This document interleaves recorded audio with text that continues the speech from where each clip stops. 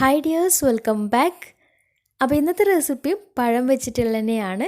വളരെ എളുപ്പത്തിൽ ഉണ്ടാക്കിയെടുക്കാൻ പറ്റിയ ടേസ്റ്റിലൊക്കെ ഒന്ന് വ്യത്യസ്തമായിട്ടുള്ള നല്ല മുകൾ ഭാഗമൊക്കെ നല്ല ക്രിസ്പി ആയിട്ടുള്ള ഒരു അടിപൊളി സ്നാക്കാണ്. ഉണ്ടാക്കിയെടുക്കാനും നല്ല എളുപ്പമാണ്. വീട്ടിലെപ്പോഴുള്ള സാധനങ്ങൾ മാത്രം മതിയാവും. അപ്പോൾ എങ്ങനെയാണ് ഈ ഒരു സ്നാക്ക് തയ്യാറാക്കുന്നത് നോക്കാം. അതിനു മുന്നേ ആയിട്ട് ചാനൽ സബ്സ്ക്രൈബ് ചെയ്യാത്തവരുണ്ടെങ്കിൽ സബ്സ്ക്രൈബ് ചെയ്യാൻ മറക്കരുത്. തൊട്ടടുത്തുള്ള ബെല്ലൈക്കണും കൂടെ ഒന്ന് ക്ലിക്ക് ചെയ്യുകയാണെങ്കിൽ ഇനി ഞാൻ പുതിയ വീഡിയോസ് ഇടുമ്പോൾ അതിൻ്റെ നോട്ടിഫിക്കേഷൻസൊക്കെ പെട്ടെന്ന് തന്നെ കിട്ടുകയും ചെയ്യും. അപ്പോൾ ഈ ഒരു സ്നാക്ക് തയ്യാറാക്കി എടുക്കാൻ വേണ്ടിയിട്ട് ആദ്യം തന്നെ ഇതുപോലൊരു 3 നേന്ത്രപ്പഴം എടുത്തിട്ടുണ്ട്. അത്യാവശ്യം പഴുത്തിട്ടുള്ള നേന്ത്രപ്പഴമാണ്. പിന്നെ അധികം പഴുപ്പ് കൂടിയ പഴമായാലും കുഴപ്പമൊന്നുമില്ല. ഇനി ഇതിൻ്റെ തൊലിയൊക്കെ ഒന്ന് കളഞ്ഞെടുക്കാം. എന്നിട്ട് ഇതുപോലെ ചെരിച്ചിട്ടാണ് ചെറുതായിട്ട് ചെരിച്ചിട്ട് ഇങ്ങനെയാണ് കട്ട് ചെയ്തെടുക്കുന്നത്.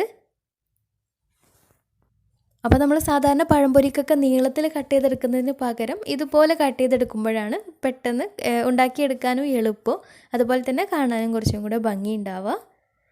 അപ്പോൾ എല്ലാതും ഇതുപോലെ കട്ട് ചെയ്തെടുക്കാം.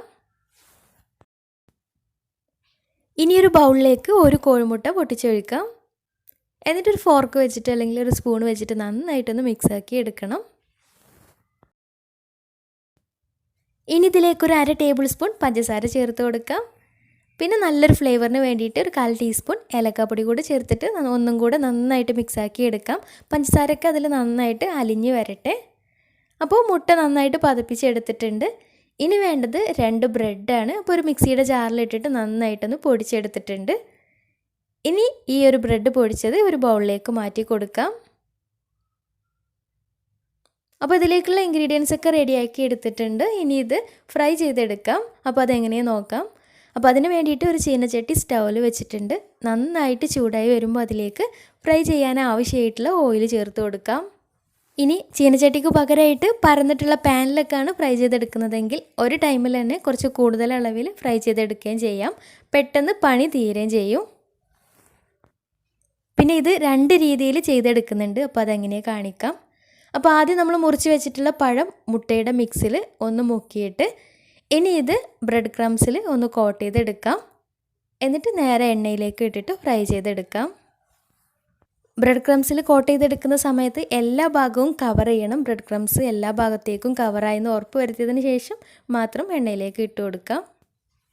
പിന്നെ ഇതുപോലെ ചെയ്തെടുക്കുമ്പോൾ ശ്രദ്ധിക്കേണ്ടത് ഒരു കൈ വെച്ചിട്ട് മുട്ടയിൽ മുക്കിയെടുക്കുമ്പോൾ മറ്റേ കൈ വെച്ചിട്ട് വേണം ബ്രെഡ് ക്രംസിൽ കോട്ട് ചെയ്തെടുക്കാൻ വേണ്ടിയിട്ട്. അങ്ങനെയാകുമ്പോൾ കറക്റ്റായിട്ട് വൃത്തിക്ക് ചെയ്തെടുക്കാൻ പറ്റും.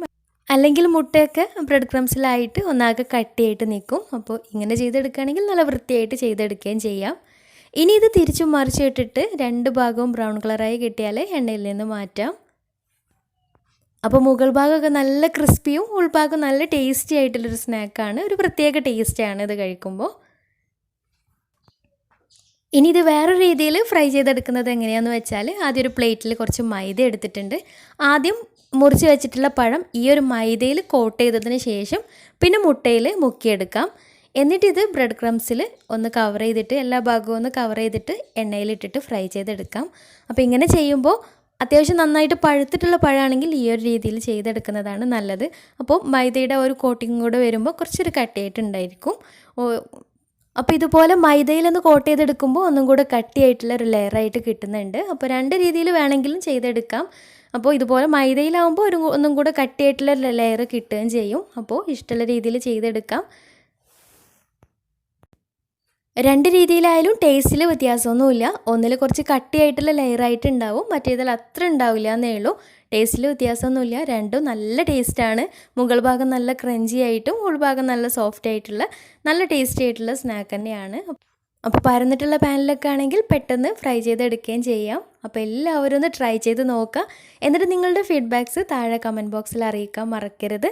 അപ്പോൾ ഇന്നത്തെ വീഡിയോ ഇഷ്ടമായെന്ന് വിചാരിക്കുന്നു. ഇഷ്ടമായെങ്കിൽ ലൈക്ക് ചെയ്യുക. ഫ്രണ്ട്സ് റിലേറ്റീവ്സിനൊക്കെ ഒന്ന് ഷെയർ ചെയ്യുകയും ചെയ്യാം.